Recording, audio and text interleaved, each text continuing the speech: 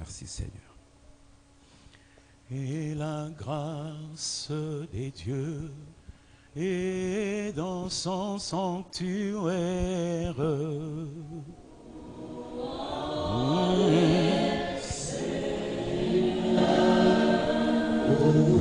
Et la grâce et puissance des dieux et dans son sanctuaire. ton sanctuaire.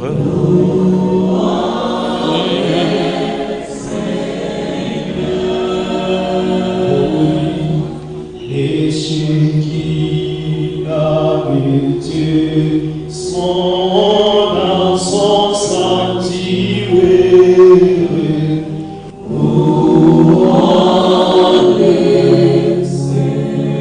Oh, bébé, louons-le.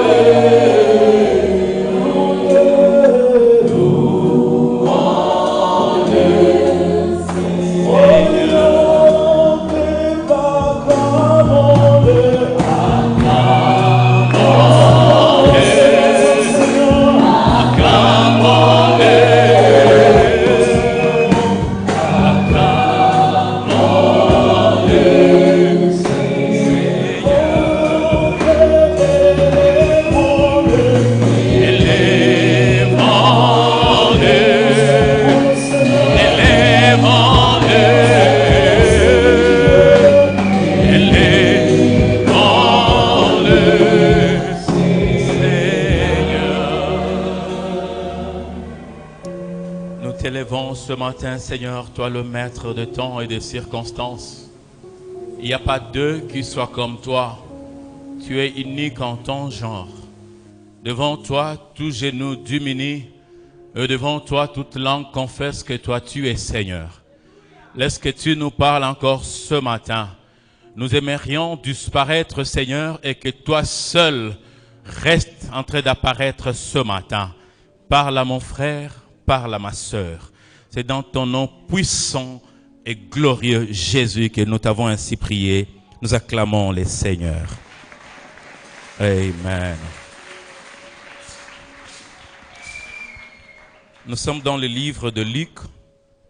Nous allons prendre nos Bibles. Nous sommes dans le livre de Luc, chapitre 7. Luc, chapitre 7.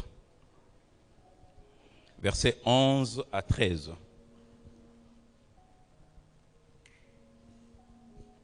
Un bon lecteur. Luc, chapitre 7, verset 11 à 13. Oui, Luc, chapitre 7, 11 à 13. Amen. Les jours suivants, Jésus alla dans une ville appelée Naïn. Jésus alla dans une ville appelée Naïn. Ses disciples et une grande foule faisaient route avec lui. Une grande foule, ainsi qu'avec ses disciples, faisait route avec lui. Lorsqu'il fut près de la porte de la ville, Une fois près de la porte de la ville, voici on portait en terre voici on portait à terre un mort, fils unique de sa mère, unique de sa mère, qui était veuve. qui était veuve. Et il y avait avec elle beaucoup de gens de la ville. Beaucoup de gens de la ville l'accompagnaient. Le Seigneur l'ayant vu, Le Seigneur Jésus l'ayant vu de fut loin, mis de compassion pour elle eut de compassion pour cette dame et lui dit, et lui dit, ne pleure pas. ne pleure pas. Parole du Seigneur. Acclamons le Seigneur et nous allons reprendre place.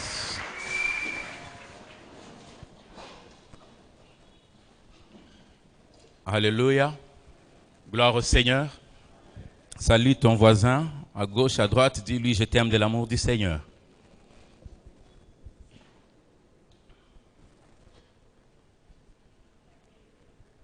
Je vais prendre le 4e verset du livre de Luc, le 4e chapitre, verset 18, et je vais m'en approprier en disant que l'Esprit du Seigneur est sur moi ce matin et il m'a oint pour vous apporter une bonne parole. Alléluia. Nous sommes dans une année de la bonne parole et ce matin, l'Esprit du Seigneur m'a oint pour vous annoncer une parole. Et cette parole est le sujet de notre message de ce matin. Il est intitulé de la sorte « Ne pleure pas ». Dis avec moi « Ne pleure pas ». Dis maintenant à ton voisin « Ne pleure pas ». Amen, amen. Tel est le message que nous serons en train de partager pendant quelques minutes ce matin. Ne pleure pas. Le Seigneur m'a demandé de te dire ce matin de ne pas pleurer. Nous avons commencé ce petit message depuis le mercredi. Et j'ai dit ceci le mercredi, je ne sais pas pourquoi Dieu a voulu que nous puissions partager sur ce message. C'est vrai, je te connais des visages, je te connais peut-être des facettes, mais je ne connais pas ce que tu traverses, je ne connais pas ta vie, tu ne connais pas ma vie. Mais le Seigneur qui te connaît, il te connaît plus que tu te connais toi-même, il m'a demandé de te dire ne pleure pas. Alléluia. Peut-être qu'en remarquant, en te regardant, il a remarqué que tu étais en train de pleurer et il t'a envoyé ce message. Des fois, quand nous nous regardons bien accoutrés, bien habillés, bien parfumés, bien maquillés, nous nous disons ça va. Et nous pouvons nous dire tout va mieux. Et quand on te regarde, nous pouvons dire en tout cas chez toi ça va. Mais intérieurement, toi seul tu sais ce que tu traverses. Toi-même tu connais ta situation. Et parfois nous pouvons t'envier, tandis que toi tu passes tes nuits en train de pleurer. Nous pouvons t'envier pendant que toi tu passes tes journées en train de te lamenter. Et tu te dis, Seigneur, pourquoi pas moi? Seigneur, moi tu m'as oublié. Qu'est-ce qui se passe? Mais nous autres, quand nous te regardons, nous disons, ça va. Nous sommes des humains. Mais le Seigneur qui te connaît insiste encore ce matin et il te dit, ne pleure pas. Le petit verset que nous venons de lire de Luc chapitre 7, versets 11 à 13. Une histoire nous est narrée d'une veuve. La Bible nous parle d'une femme qui avait déjà perdu son mari depuis des années passées. Cette femme connaissait la douleur d'être veuve. Cette femme connaissait la douleur de perdre un mari. Elle connaissait cette douleur. Elle n'avait personne d'autre au monde, à part son mari et son enfant. Elle n'avait qu'un seul fils. Et quand par malheur, un jour, son mari décéda, elle a pleuré certainement, comme tout humain. Elle a pleuré. Elle s'est dit, je n'aurai plus personne à mes côtés pour me consoler. Je n'aurai plus personne à mes côtés avec qui je serai en train de partager mes douleurs, mes moments de joie, mes moments de peine. Je n'aurai plus personne. Mon seul et unique ami est parti. Et pendant longtemps, cette femme est restée veuve. Elle est restée seule. Et qu'est-ce qu'elle pouvait faire? Elle ne pouvait que compter maintenant sur son enfant. Quand elle regardait son enfant, peut-être qu'elle regardait la ressemblance que l'enfant avait vers son papa. La maman se disait, en regardant mon enfant, je me rappelle de mon mari. Quand bien même cet enfant ne peut pas combler le vide qui a été créé dans mon cœur, qui a été créé en moi, mais du moins je peux me consoler en regardant cet enfant. Et cette femme, cette veuve, a vécu pendant de longues années avec cet enfant, unique fils. Comme la Bible le dit, l'unique fils de sa mère. Vous allez remarquer avec moi que cette femme, les noms même pas donnés dans la Bible. On nous parle de la veuve de Naïm. Mais un bon jour, par malheur, le seul fils, le seul espoir qui restait pour cette femme est parti. Cet enfant est décédé. Vous savez, il y a d'autres histoires, quand nous les lisons, C'est facile de les lire pendant quelques minutes. D'ailleurs, nous n'avons même pas pris 2 minutes en lisant ces passages. Mais si on vous mettait à la place de cette femme, vous allez comprendre la douleur qu'elle avait. Vous allez comprendre l'amertume qui la remplissait. Elle n'avait personne, à part 7 enfants.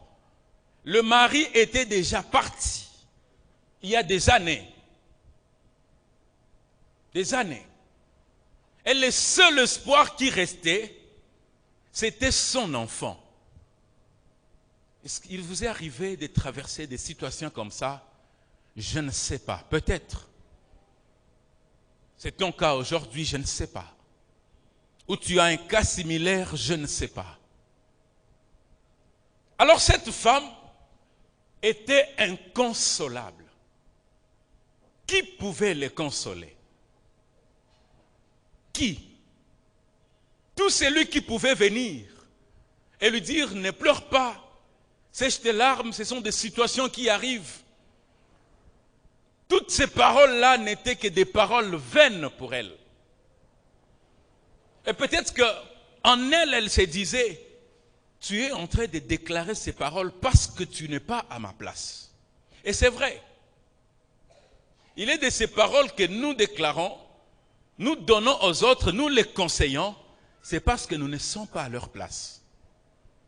Mais si nous étions à la place des autres, nous allions comprendre la douleur qu'ils traversent. Cette femme traversait une grande douleur que personne ne pouvait consoler. Personne. Il y a des situations que tu traverses peut-être que quand bien même nous pouvons venir te consoler, ces consolations sont sans effet. Alors si Christ ne te vient en aide, personne d'autre ne peut le faire. Et c'était la situation de cette femme. Malgré qu'on pouvait la donner de belles paroles, ce sont des situations qui arrivent. Elle ne pouvait pas comprendre. Elle ne pouvait pas. J'ai dit ceci le mercredi. Je me rappelle d'une sœur avec qui nous étions ici à l'église. Pour le moment, elle reste à Kinshasa, qui est médecin. Et elle nous disait pendant qu'elles étaient encore à l'université, elles avaient un professeur, une dame, une fille qui était professeure et qui les enseignait. Et pendant que cette fille-là enseignait cette dame, elle pouvait donner de très bonnes théories sur l'accouchement. Elle pouvait bien beau parler sur la grossesse, le processus de la grossesse, de 1 jour à 9 mois et jusqu'à l'accouchement. Elle pouvait bien expliquer les contractions, comment ça se passe et comment aider une femme quand elle est en train de passer par ces moments-là. Et quand elle donnait ses explications, c'était d'une manière parfaite. Mais cependant, cette fille-là, comme je viens de l'appeler, elle n'était pas encore mariée. Les jours où elle s'est mariée, elle est tombée enceinte. Pendant qu'elle devrait maintenant donner naissance, elle a compris qu'il y a ce qu'on appelle contraction parlée et contraction vécue. Elle a compris que ce que je disais aux étudiants, c'est différent de ce que je suis en train de vivre. Il y a des choses qu'on peut parler facilement parce que nous les déclarons. Passe maintenant par là. Là, tu vas comprendre que c'est quoi la vie. Il y a d'autres situations, nous pouvons regarder d'autres en train de passer par là. On peut commenter, oui, c'est parce que tu n'es pas là. Ou c'est parce que tu n'es pas cette personne-là. On peut critiquer, c'est parce que tu n'es pas à sa place. Et parfois, on peut consoler, oui, tu peux avoir cet amour, cette affection, cette peine. Tu peux venir consoler l'autre et lui dire, comprends, ce sont des histoires qui arrivent. C'est parce que ce n'était pas encore arrivé. Mais si ça frappait à ta porte, tu comprendras qu'il y a d'autres circonstances, celles le Seigneur Jésus-Christ peut consoler. Il y a d'autres vides que personne ne peut combler. Personne. À part le Seigneur Jésus. Personne ne peut combler. Cette veuve a compris la grandeur, elle a mesuré la grandeur de la douleur. Il y a des fois où la douleur est tellement grande, où la voix n'arrive même plus à sortir.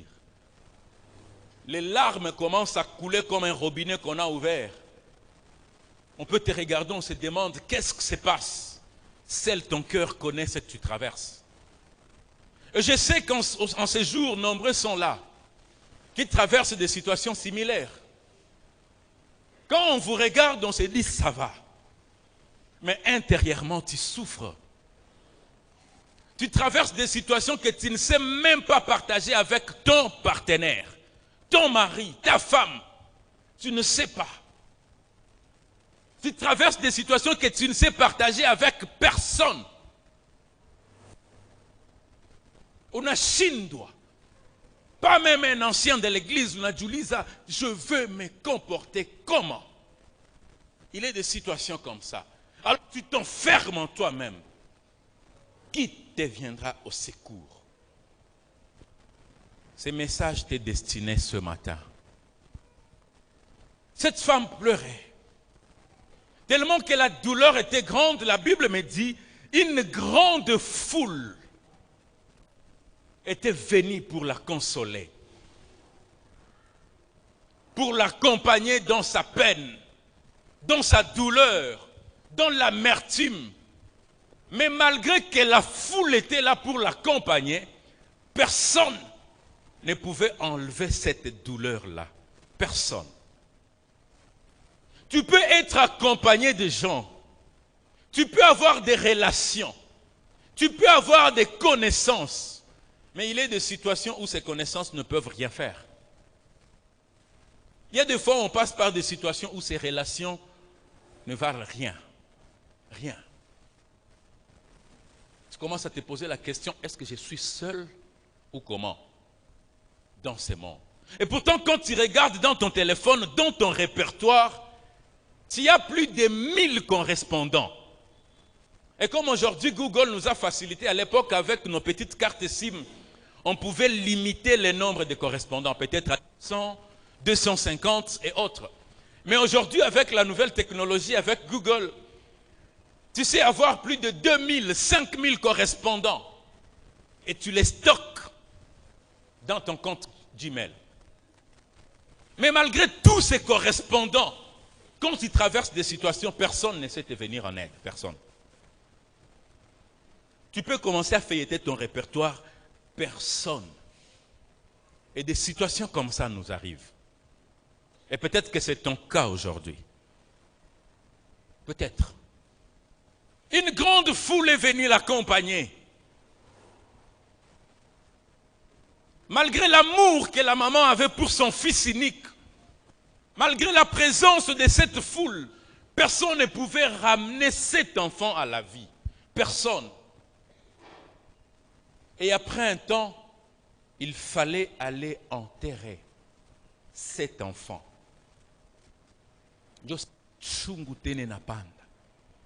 On voit prendre l'enfant de la maison. Si c'était à notre époque ici, je ne sais pas à leur époque comment ils le faisaient. On prend l'enfant, on le met dans le cercueil. On demande aux gens, vous pouvez passer pour dire au revoir à l'enfant. Passez pour jeter un dernier regard, parce que vous ne les reverrez plus jamais. Et les gens passaient. D'autres passaient par curiosité pour voir. Mais elle n'avait même pas la force de se tenir debout, parce que pour elle, elle se disait, mon espoir est parti. Mon espoir, le seul espoir est parti. On a pris l'enfant, on l'a préparé, et puis on a commencé le chemin vers le cimetière. Je ne sais pas si c'était quel cimetière, nécropole, je ne sais pas. Ruzizi 2, je ne sais pas. Mais la Bible me dit ils commençaient à marcher pour aller aux funérailles. Et pendant qu'ils entraient dans la ville, il y avait de l'autre côté Jésus-Christ qui venait entouré de ses disciples et d'une autre foule. Comme par hasard,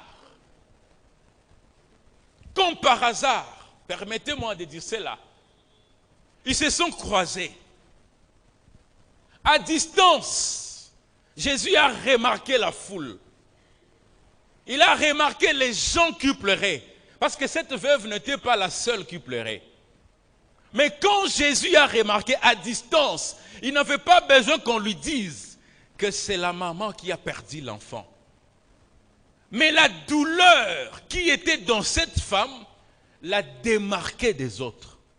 Jésus a compris que c'est cette femme qui venait de perdre son enfant. Ma Bible me dit, Jésus lui-même étant Dieu, regarda cette femme, il eut compassion. Tellement que la maman pleurait avec douleur, avec peine, même Jésus n'a pas pu supporter la douleur de cette femme. Il a regardé à distance, il a dit non, cette femme a besoin que quelqu'un le vienne en aide. Elle a besoin d'un secours.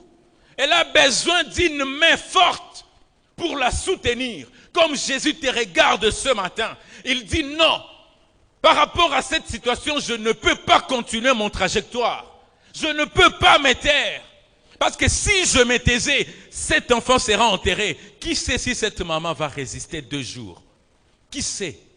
Jésus dit non. Par rapport à cette situation, je ne garderai pas silence.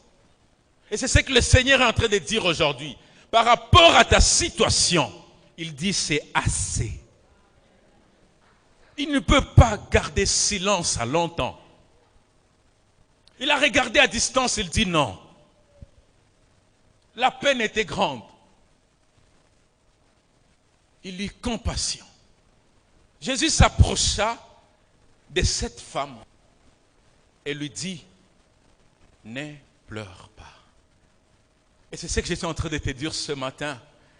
Ne pleure pas. Alléluia. Ne pleure pas. Jésus regarda cette femme, lui dit, ne pleure pas. La femme regarda Jésus. Là, je suis en train de paraphraser. Elle s'est dit en elle, mais est-ce que je n'ai pas raison de pleurer? Est-ce que je n'ai pas raison de pleurer? Si tu étais à ma place, ne pleurais-tu pas peut-être plus que moi? N'ai-je pas raison de me lamenter? C'est le seul espoir que j'avais. Le seul. Maintenant, il est parti. Comment sera mon lendemain? Comment sera mon tort? Mon sort, je voulais dire. N'ai-je pas raison de pleurer? Mais Jésus te dit, ne pleure pas. Quelque chose qui m'étonne. Jésus n'a pas dit à cette femme, je vais ressusciter ton enfant. Non, il ne l'a pas dit. Il n'a pas dit, je vais faire un miracle. Il n'a pas dit, je vais opérer quelque chose de spectaculaire. Il a demandé d'entrer dans une autre dimension de la foi. Alléluia. Ne pleure pas. L'enfant n'est pas ressuscité. L'enfant est toujours dans le cercueil. Mais il te demande de ne pas pleurer. La situation reste la même. Les difficultés sont là. Tu traverses la même situation. Est-ce que ta situation a changé? Non. Mais Jésus te demande de ne pas pleurer. Quelle dimension de foi? Ne pleure pas. Ne pleure pas. J'ai dit ceci autrefois le mercredi. Imaginez-vous la femme, celle qui venait de perdre son enfant. On demande à cette femme de ne pas pleurer. Alors pendant que tout le monde est en train de pleurer, la maman de l'enfant, qu'elle arrête de pleurer et qu'elle se comporte comme si rien n'était. Si c'était ici chez nous à Bukavu, on allait la coller des étiquettes. Kwanza nilikuwa nasema huyu mama anapaswa kuwa mchawi. Hawezi kosa bulozi huyu mama huyu. Même hata façon yake ya kuangalia yeye ndio alikula ule mtoto. Tu sais, il y a des situations que tu traverses où les gens te prennent toi-même comme responsable. C'est parce qu'ils ne savent pas la situation par laquelle tu es en train de passer. J'ai beaucoup aimé l'homme de Dieu Daniel qui a dit ici le vendredi. Vous pensez que parce que la situation persiste, c'est parce que certainement je péchais. Non, pas nécessairement. Tu peux traverser des situations difficiles, ce n'est pas parce que tu as péché. Alléluia. Ce n'est pas parce que tu as péché. Non. Non, elle n'est pas sorcière. C'est une situation qui arrive. Alors Dieu te dit aujourd'hui, ne pleure pas. Quand bien même on t'a donné des étiquettes par rapport à ta situation, on t'a donné des noms par rapport à ta situation, les maladies incurables, tu as consulté tout le médecin, ça n'a pas marché, on t'a donné un nom. Pas seulement on t'a donné un nom, toi-même tu t'es donné un nom. Comme c'était le cas de Naomi. Tellement que la situation persistait, la peine, la souffrance, elle-même s'est donné le nom. Elle s'est dit, ne m'appelez plus Naomi, appelez-moi Mara. Peut-être que toi aussi tu t'es donné des noms. À cause de la souffrance, à cause de ta situation, tu te donnes des noms. Mais je suis en train de te dire ceci. Malgré que tu te donnes des noms, les noms qui ressemblent à ta situation, Dieu te connaît au nom de Naomi. Alléluia. Ce qu'il a dit sur toi ne changera pas. Quand bien même toi-même tu te changes de nom, ce que lui a dit s'accomplira certainement. Il regarde Gédéon. Pendant que Gédéon, aux yeux des hommes, était un faible, quelqu'un qui n'avait même pas gagné un combat du quartier, comme le disent un frère chantre de Kinshasa. Mais Dieu le regarde, il l'appelle vaillant héros. Pendant que les gens le regardent comme un sans valeur, mais Dieu le regarde dans son identité future. Toi, tu te regardes tel que tu es maintenant, mais Dieu te regarde dans le futur. Tu n'es pas n'importe qui. Alléluia. Voilà pourquoi Jésus dit à cette femme, ne pleure pas, parce que lui voyait déjà le futur. Il voyait les choses qui devraient venir. Ces pleurs, quand Jésus dit ne pleure pas, cela ne signifie pas nécessairement arrête de faire couler les larmes. Parce qu'il y a aussi des larmes de joie. En d'autres termes, j'étais en train de dire, ces larmes qui sont en train de couler des douleurs, bientôt ça va couler de joie. Alors arrête de pleurer, c'est-à-dire arrête de te lamenter. Arrête de murmurer. Dieu te connaît. Dis à ton voisin, le Seigneur te connaît. Et pendant que Jésus disait à cette femme, arrête de pleurer, la foule qui était venue, soi-disant pour consoler la femme, pour l'aider à comprendre un peu, à surmonter sa douleur, la foule n'arrêtait pas son trajectoire. Elle était pressée. Avant. Jésus est en train de parler à la femme, la foule continue. Jésus a compris l'intention de la foule.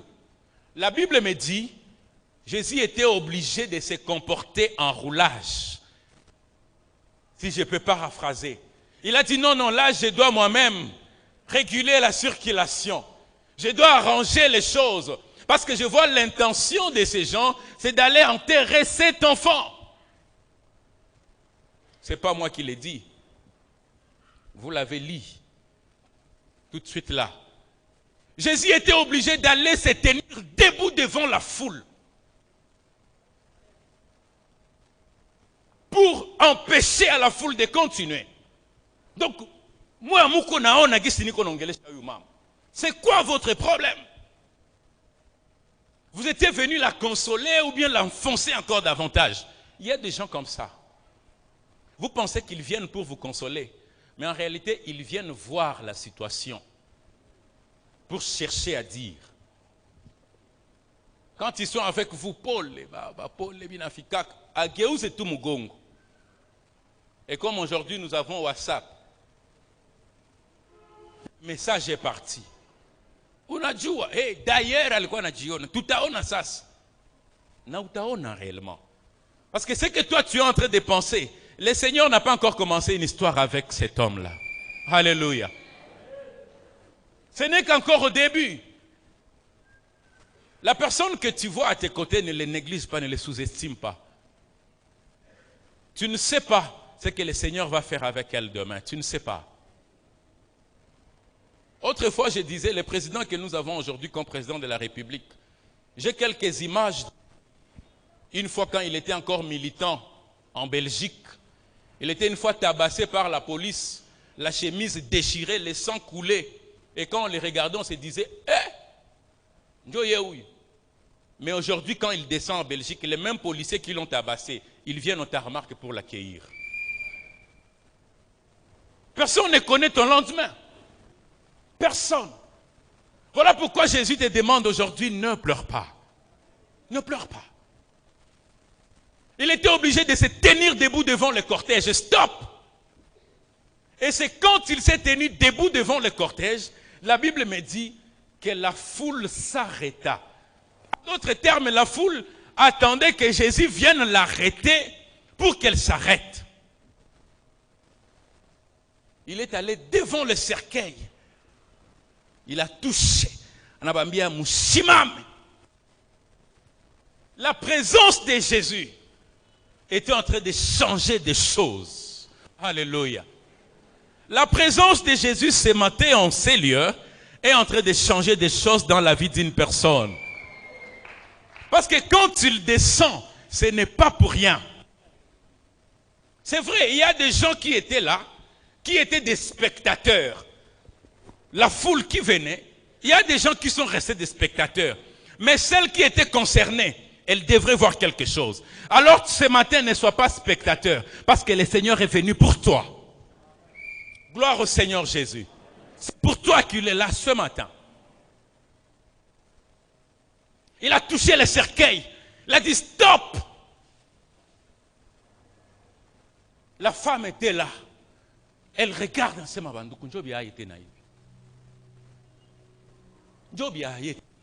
Elle ne connaissait pas Jésus. Même la foule ne connaissait pas qui était Jésus. Mais le pouvoir qui l'accompagnait a fait à ce que tout le monde puisse obéir à sa parole. Le pouvoir qui l'accompagnait. La Bible me dit ceci. Jésus prit la parole. Il dit aux morts qui étaient dans le cercueil. Il commence à prononcer des paroles. Quelque chose m'étonne, homme de Dieu, Daniel, toi qui connais, tu connais bien cette histoire. Jésus était un souverain sacrificateur. Et à l'époque, les sacrificateurs ne pouvaient pas s'approcher des cadavres. Vrai ou faux? Un sacrificateur ne pouvait pas s'approcher du cadavre. En d'autres termes, Jésus ne pouvait pas s'approcher du cadavre. Mais ce jour-là, il était en train de dire un message. Il était en train de lancer un message. Il dit, il y a des sacrificateurs et des sacrificateurs. Vous êtes des sacrificateurs selon l'ordre d'Aaron. Moi, je suis le sacrificateur parfait selon l'ordre de Melchisédek. Et il n'y a pas deux qui soient comme moi. Quand moi je décide, je décide. Quand je déclare, je déclare. Et mes paroles sont sans recours. Sans recours. Alléluia. Ce que Dieu a déclaré dans ta vie, personne ne la changera dans le nom de Jésus. Personne. Ces paroles sont sans recours. Le véritable sacrificateur. Il s'est dit, ça c'est vous. Moi j'ai une mission à accomplir. Pendant que les gens se disent, ça ne peut pas se faire. Ou il a mérité. Ça c'est toi qui le dis. Mais Jésus le regarde d'une autre manière. d'une autre manière. Il ne mérite pas que tu t'approches de lui. Il va t'essuyer, toi et ta sacrificateur. Un saint ne peut pas être essuyé. C'est lui par contre qui va les sanctifier. Il est le saint parfait. Le Seigneur des seigneurs. Il s'approcha. Il s'est dit, vous ne touchez pas, moi je vais toucher. Il leva sa main, il toucha le corps. Il parla au gamin. Alléluia.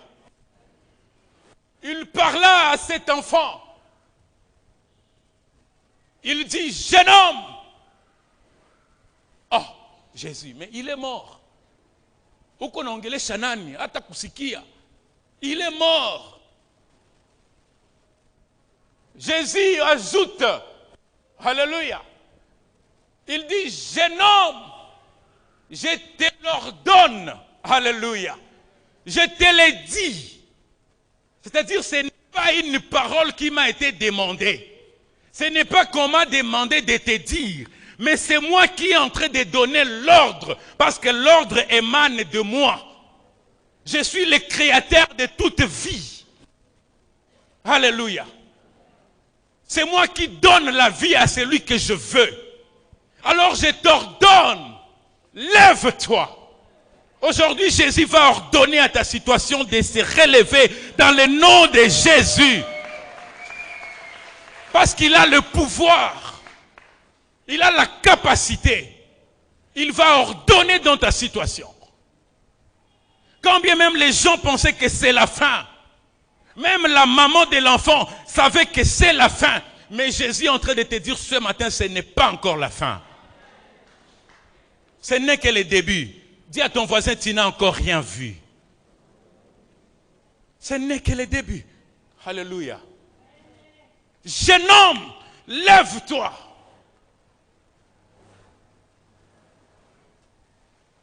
Même la mort, elle reconnaît la voix de son Créateur. Si la mort reconnaît la voix de son Créateur, à combien ta situation? À combien? Pendant que Jésus parlait, la vie est rentrée d'une manière spectaculaire. Moi je me dis, est-ce qu'il n'y avait que cette femme-là, Anaïne, qui était veuve et qui avait un seul enfant? Non, mais c'est parce que Jésus voulait commencer une histoire avec elle. Jésus va commencer une histoire avec toi. Dans le nom de Jésus, je le déclare.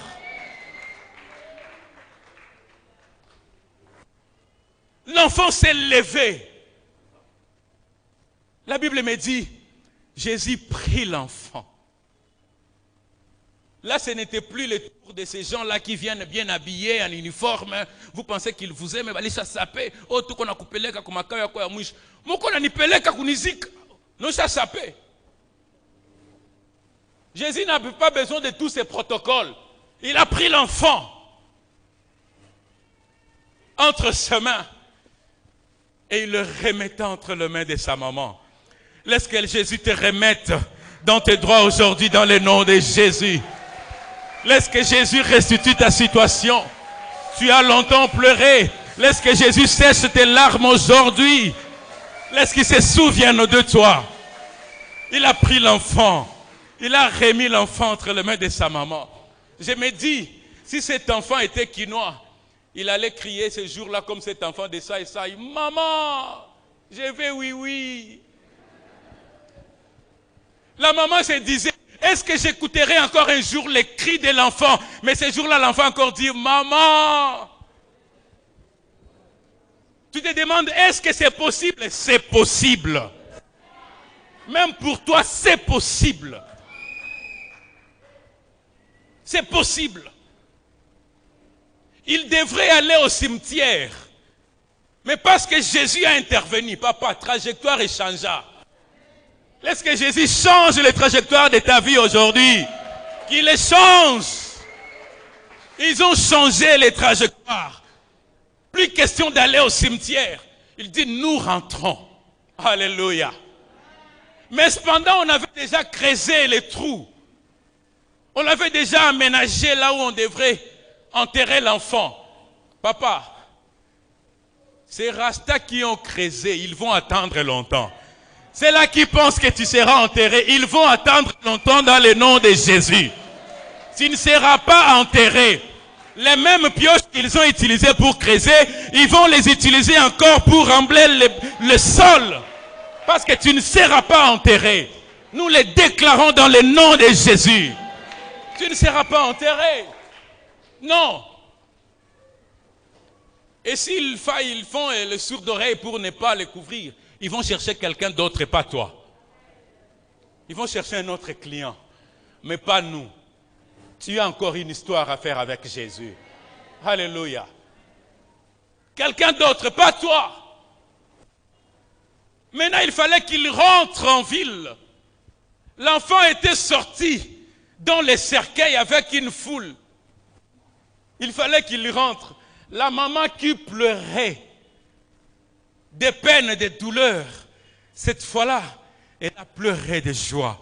Laisse que le Seigneur te fasse pleurer de joie. Pendant que tu seras en train de regarder, les larmes de joie seront en train de couler. Tu ne sauras pas te retenir parce que le Seigneur va faire quelque chose avec toi. Je le crois et je le déclare dans le nom de Jésus. Parce qu'il est capable. La Bible me dit qu'il est le même hier, aujourd'hui et éternellement. Ce qu'il a fait hier, il peut le faire aujourd'hui. Pas seulement il peut, mais il le fera avec toi dans le nom de Jésus. Il le fera. Ils sont rentrés. Nous avons habitude de fois, quand nous quittons le cimetière, tout ça.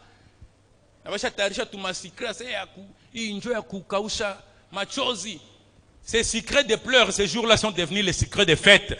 Ils étaient étonnés. L'enfant qu'on a mené est rentré en train de marcher à côté de sa maman. C'est ce qui doit arriver aujourd'hui dans le nom de Jésus. Quelle est cette situation qui était enterrée? Quelle est cette situation qui était enterrée? Aujourd'hui, elle doit être ressuscitée. Et pas seulement ressuscitée, elle doit marcher. Dans le nom puissant de Jésus-Christ de Nazareth.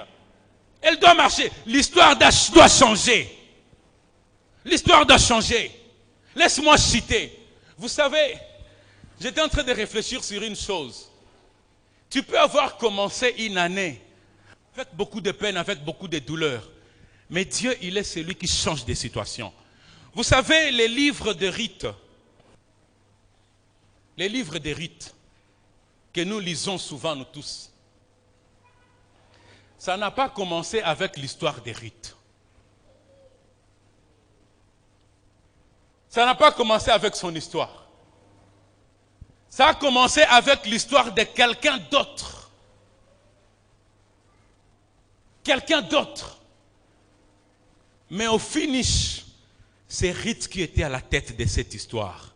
Laisse que la situation qui a mal commencé au long de cette année change aujourd'hui. Je suis en train de dire que la situation qui a mal commencé pour toi, qu'elle change aujourd'hui. Je suis en train de dire à quelqu'un que la situation qui a mal commencé pour toi, qu'elle change aujourd'hui. Je répète que la situation qui a mal commencé pour toi, qu'elle change aujourd'hui. Et je déclare que cette situation qui a mal commencé pour toi, qu'elle change aujourd'hui. Et je prophétise que cette situation qui a mal commencé pour toi, elle est en train de changer aujourd'hui.